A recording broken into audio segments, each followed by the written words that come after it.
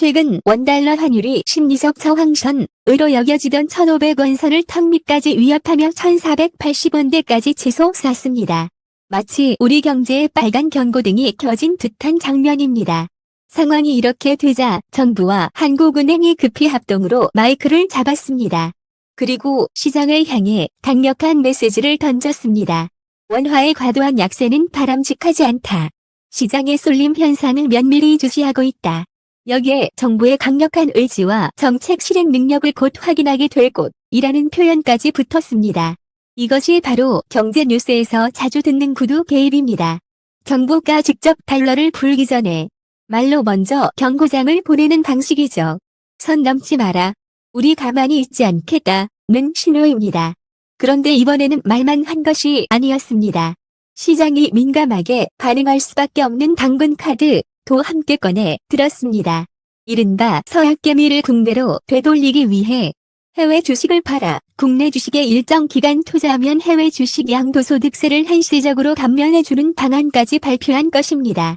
쉽게 말해 달러를 국내로 다시 가져오면 세금을 깎아주겠다는 메시지였습니다. 시장 반응은 즉각적이었습니다. 구두 개입과 대책이 나오자마자 환율은 1,480원대에서 1,460원대로 급락했고 하루 기준으로는 30원 넘게 내려 1,440원대까지 밀리는 장면도 나왔습니다. 하지만 문제는 그 다음입니다. 정부가 이렇게까지 강하게 엄포를 놨는데도 왜 시장은 쉽게 안심하지 않는 걸까요? 이는 단순히 외환 딜러들의 투기 게임이 아닙니다. 우리 경제의 근본적인 체력, 한국 경제의 펀더멘털을 둘러싼 거대한 질문이 시작됐다는 신호입니다. 정부의 말과 정책은 시장을 진정시킬 최통첩이 될까요? 아니면 아무도 귀에 기울이지 않는 양치기 소년의 외침으로 끝나 버릴까요? 지금 시장은 숨을 죽인 채 정부의 다음 행동을 지켜보고 있습니다. 그리고 그 결과는 우리 모두의 삶에 직접적인 영향을 미치게 될 겁니다.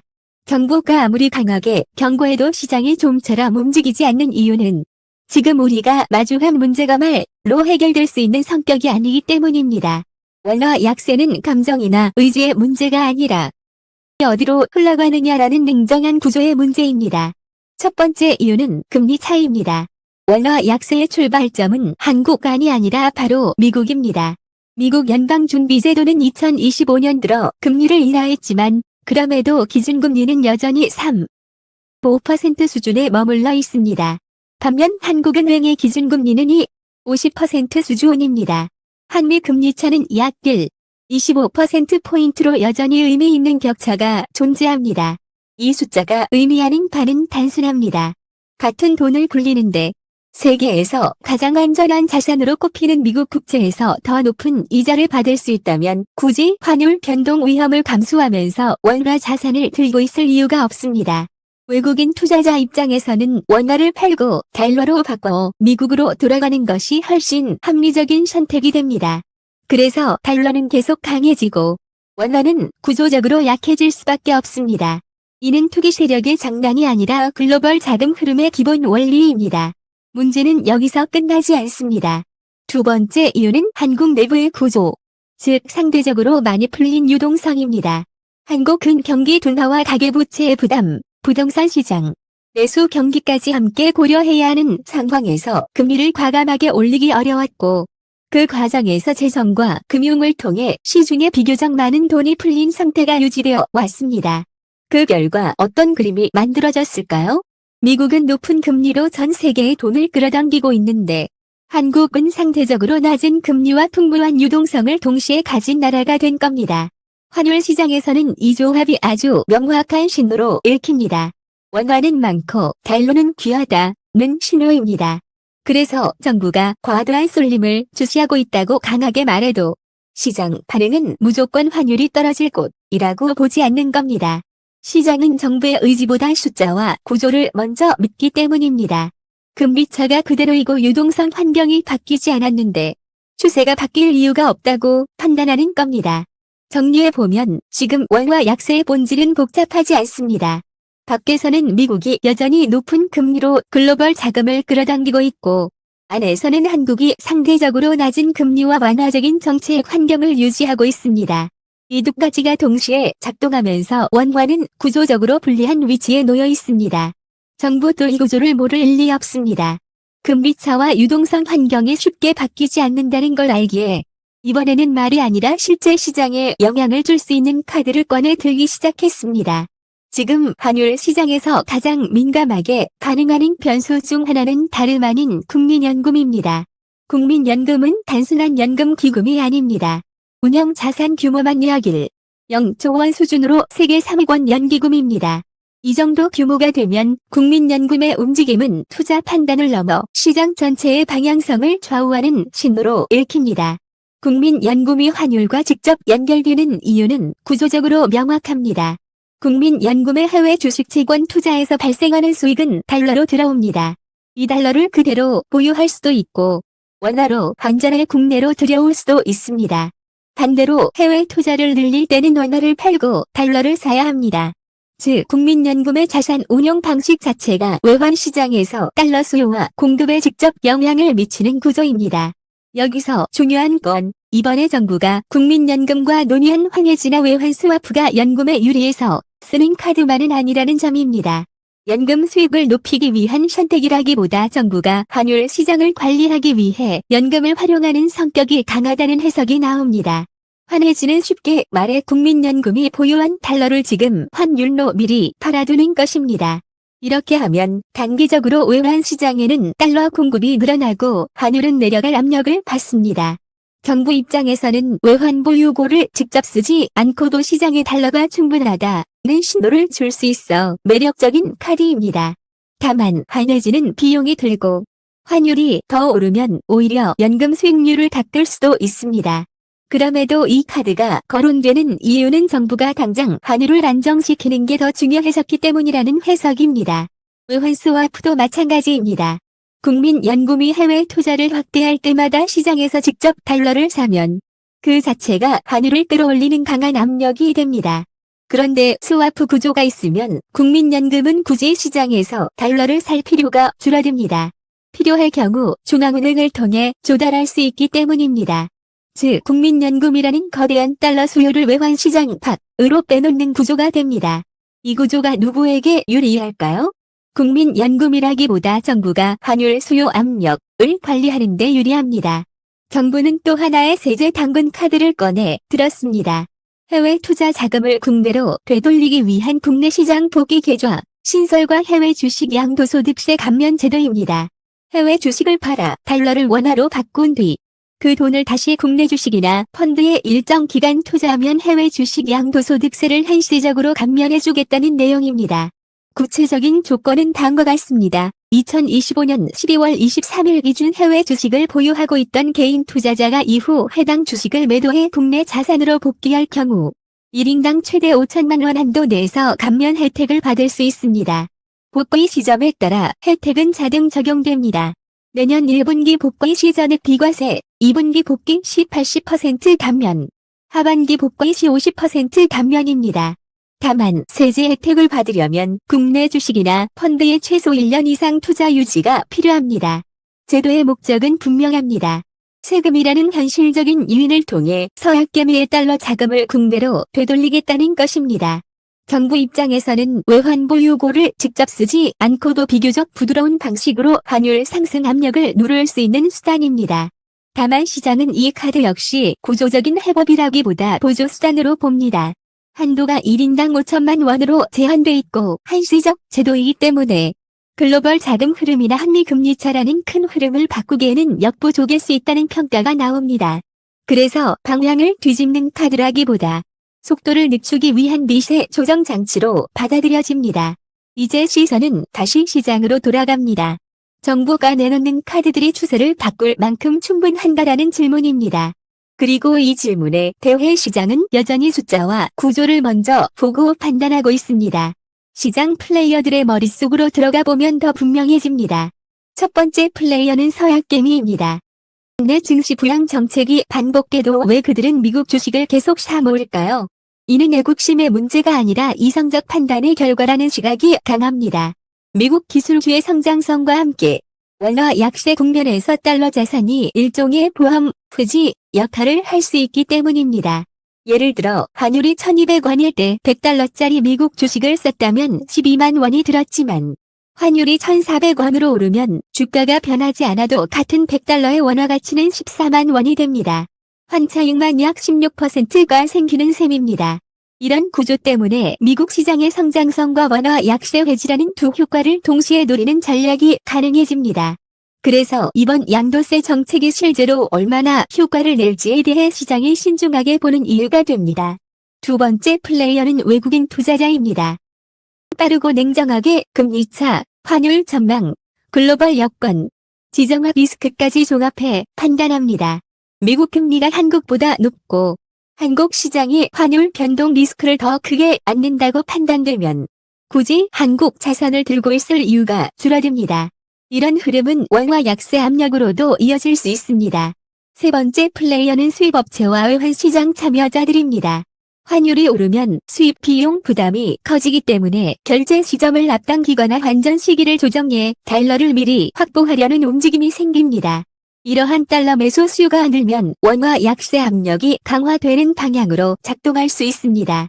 외환 딜러들은 구두 개입보다는 금리차, 수급, 글로벌 금융 여건 같은 근본 지표를 더 중시하는 경향이 있어 구조가 약세라고 판단되면 약세 포지션이 누적될 수 있습니다. 이제 다시 질문으로 돌아갑니다. 말에 힘이 통하지 않을 때 정부는 어떤 카드를 꺼내 들까요? 반복되는 경고가 시장의 내성만 키우는 양치기 소년의 외침이 되어버릴 때 그 끝에는 무엇이 기다릴까요? 구두 개입은 처음은 확실히 먹힙니다. 하지만 구조가 그대로인데 말만 반복되면 시장은 학습합니다. 그러면 구두 개입은 점점 배경소음이 됩니다. 당국은 때로는 국민연금, 세제 유인책, 정책 패키지처럼 실제 현금 흐름을 건드릴 수 있는 카드와 함께 신호의 강도를 올립니다. 하지만 정부가 맞닥뜨리는 더 큰 딜레마가 있습니다. 말이 안 먹히면 달러를 팔아 환율을 눌러버리면 되지 않느냐는 질문이 나오지만 순간부터 국제규칙과 감시가 개입합니다. 미국 재무부는 주요 교역국의 환율 정책을 점검하고 기준에 따라 모니터링 리스트를 운영합니다. 한국은 2025년 6월 보고서 기준 모니터링 리스트에 포함되어 있습니다. 이 상황에서 지속적인 외환시장 개입이 의심되면 대외 부담이 커질 수 있습니다. 결국 정부가 택하는 현실적 해법은 직접 방어와 아무것도 안 함의 양끝이 아니라 시장 심리를 건드리되 부담을 분산시키는 중간 카드들을 섞어 속도를 조절하는 쪽으로 기울 가능성이 큽니다. 환율이 출렁일 때 정부는 늘 비슷한 문장을 꺼낸다. 과도한 쏠림을 경계한다. 시장 안정 조치를 준비하고 있다. 그 말이 통하면 좋다. 실제로 말 한마디가 단기 변동성을 꺾는 순간도 있다. 하지만 시장이 잠깐 숨을 고른 뒤 다시 달러를 사기 시작하면 그때부터는 문장보다 수단이 평가받는다. 정부가 공개적으로는 잘 말하지 않는 진짜 계산서, 즉 무엇을 쓰면 무엇을 잃는지 다 본격적으로 펼쳐진다. 이 계산서는 단순히 환율을 내리기 위해 달러를 팔자 같은 직선적 처방으로 끝나지 않는다. 외환보 요구를 쓰는 순간 따라붙는 국제적 시선, 금융시장에 보내는 신호, 그리고 국내 정치 해결력의 한계가 동시에 걸려있다. 그래서 당국의 선택지는 늘 명쾌한 정답이 아니라 부작용과 부담을 최소화하려는 중간 해법의 조합이 된다. 그 조합의 중심에 뜻밖의 이름이 올라온다. 국민연금. 국민연금이 환율 변수가 되는 순간 국민연금은 한국 경제에서 돈의 흐름을 바꾸는 몇 안 되는 플레이어다. 운용자산이 거대한 데다 해외 비중이 높은 포트폴리오를 굴린다. 해외 주식과 채권에서 벌어들이는 수익은 달러로 들어온다. 이 달러를 그대로 보유할 수도 있고 원화로 환전해 국내로 들여올 수도 있다. 반대로 해외 투자를 늘리는 날에는 원화를 팔고 달러를 사야 한다. 즉 국민연금의 운용 방식은 구조적으로 외환시장 수급과 연결되어 있다. 여기서 시장이 민감하게 반응하는 포인트는 국민연금이 무엇을 샀는가가 아니다. 국민연금이 앞으로 달러를 얼마나 사야 하는가? 환율이 불안한 구간에서는 이 질문이 커진다. 자금이 쏠리는 순간 시장은 공급보다 수요에 더 민감해지고 수요가 커 보이면 가격, 환율, 은 먼저 뛴다. 그래서 국민연금이 해외 비중을 늘린다는 소식은 단순한 투자 뉴스가 아니라 환율 뉴스가 된다. 당국이 국민연금과 한해지 혹은 외화 스와프 같은 도구를 논의할 때 시장에 귀를 세우는 이유도 여기에 있다. 그것이 연금의 수익률 관리 차원을 넘어 외환시장의 수요 공급을 바꾸는 장치로 작동할 수 있기 때문이다. 환해지, 달러를 미리 팔아 단기 공급을 만드는 방식. 환해지는 간단히 말하면 미리 정해둔 환율로 달러를 팔아두는 계약에 가깝다. 국민연금이 일정 물량의 달러를 해지하면 시장 관점에서는 단기적으로 달러 공급이 늘어난 것처럼 보인다. 달러가 더 많이 나오면 환율은 내려갈 압력을 받는다. 당국 입장에서는 이게 매력적이다. 외환보 요구를 직접 써서 달러를 던지는 것보다 수급을 조정했다는 형태로 시장을 안정시킬 수 있기 때문이다. 하지만 이 선택은 공짜가 아니다. 해지는 비용이 든다. 환율이 더 오르는 국면에서는 해지가 수익률을 깎는 결과가 될 수도 있다. 연금의 본업은 장기 수익률인데 환율 안정이 급해진 순간 연금이 그 부담을 일부 떠안는 모양새가 된다. 그래서 환해지는 연금을 위한 전략이라기보다 시장 안정의 도구로 해석되는 경우가 많다. 이 대목이 바로 정부의 계산서가 드러나는 지점이다. 당국은 겉으로 시장이 안정을 말하지만 는 안정의 비용을 어디에 배분할지 선택한다. 외환보 요구를 소진하는 대신 연금의 운용 방식과 파생상품 도구를 통해 시장에 들어갈 달러 수요 공급을 재배치하는 것이다. 외환 스와프, 거대한 달러 수요를 시장 밖으로 빼는 장치. 스와프는 구조가 조금 더 정책적이다. 국민연금이 해외 투자를 늘릴 때마다 시장에서 직접 달러를 대규모로 매수하면 그 자체로 환율을 자극한다. 이 움직임이 반복되면 딜러들은 학습한다. 연금이 살 때는 따라 붙는 게 안전하다. 그 기대가 포지션으로 쌓이면 실제 수요 이상으로 환율이 뛰는 구간이 생긴다. 스와프가 작동하면 그림이 달라진다. 국민연금이 시장에서 달러를 직접 사는 대신 제도적 장치를 통해 달러를 조달할 수 있다. 시장 관점에서는 보이는 대규모 매수가 줄어든다. 수요를 아예 없애는 것이 아니라 수요가 드러나는 방식을 바꾸는 것이다. 이게 왜 중요하냐 하면 외환시장에서 가격은 수급 자체만큼이나 수급이 어떻게 드러나는지에 크게 반응하기 때문이다. 당국 입장에서는 스와프가 깔끔한 중간 카드다. 외환보 요구로 환율을 직접 방어하면 개입이 즉시 노출된다. 반면 스와프 구조는 시장 참여자들의 매수 압력을 흡수했다는 형태로 설명될 수 있어 부담이 덜하다.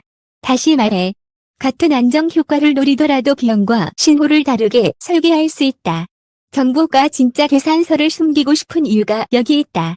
안정의 비용을 누가 어떤 방식으로 부담하는지가 그대로 보이기 때문이다. 그럼 그냥 달러를 팔면 되잖아. 현물 개입이 어려운 이유. 외환시장이 불안해질 때 가장 직관적인 처방은 현물 개입이다. 외환보 요구를 동원해 달러를 팔면 환율은 내려간다. 하지만 이 방법은 생각보다 비싸다. 요구가 줄어서 비싼 게 아니다. 국제적 시선과 신뢰 비용이 붙는다. 미국 재무부는 주요 교역국의 환율 정책을 점검하고 기준에 따라 모니터링 대상국을 관리한다. 이 과정에서 지속적이고 일방적인 시장 개입이 의심되면 외교통상 부담이 커질 수 있다. 당국이 현물 개입을 마지막 카드로 두려는 이유는 외환보 요구의 물리적 감소뿐 아니라 책 프레임 이 개입국으로 굳어지는 순간의 비용을 알고 있기 때문이다. 또 하나의 문제는 신호다.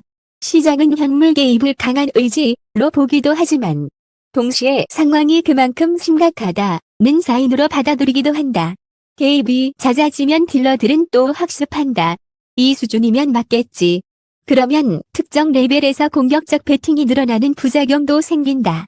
결국 개입은 단기 처방이지 구조적 처방이 아니다.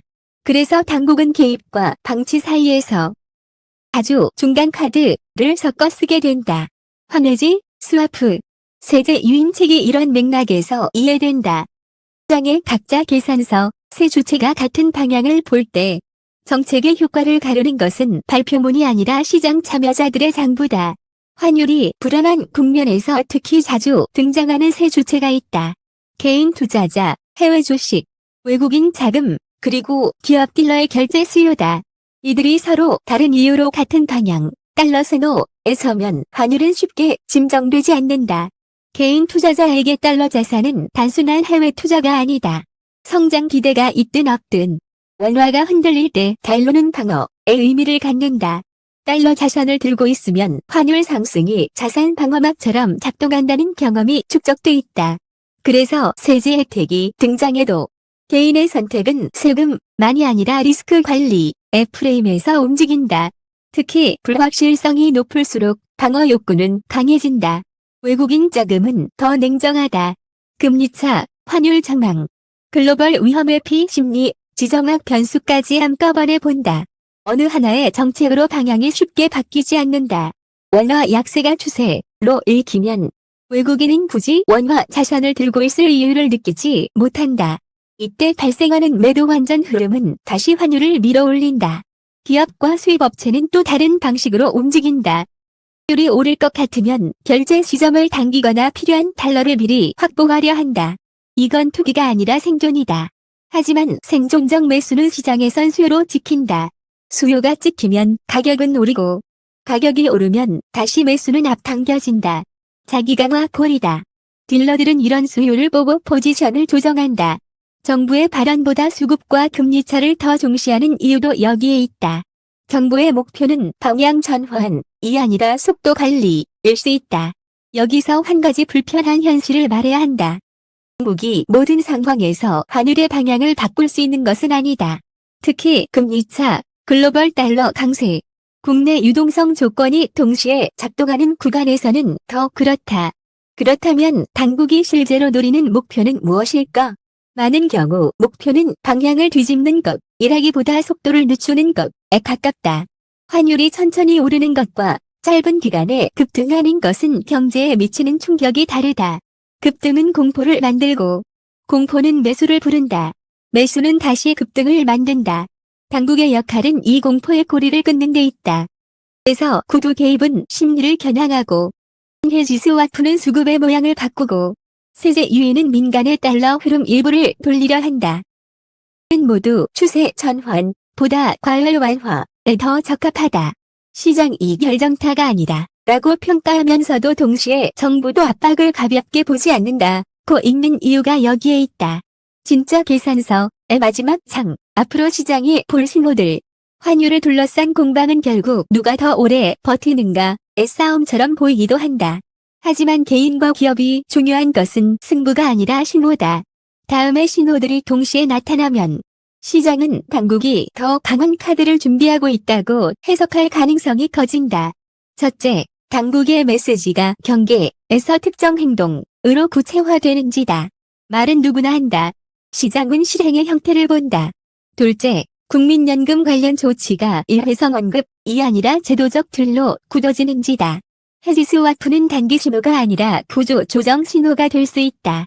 셋째, 외국인 수급이 환율 금리 차이의 반응을 빠르게 돌아서는지다. 외국인 흐름은 방향성의 가장 빠른 온도계다. 넷째, 기업의 결제 수요가 앞당겨지는지다. 수입업체의 행동은 공포의 확산을 보여준다. 다섯째, 금리차가 좁혀질 조짐이 있는지다. 이게 바뀌면 환율의 뼈대가 바뀐다.